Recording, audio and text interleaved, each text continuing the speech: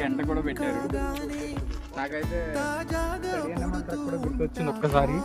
శ్రీరాముడి జెండా ఉంటుంది అక్కడ, ఇక్కడేమో గంట పెట్టారు. సూపర్.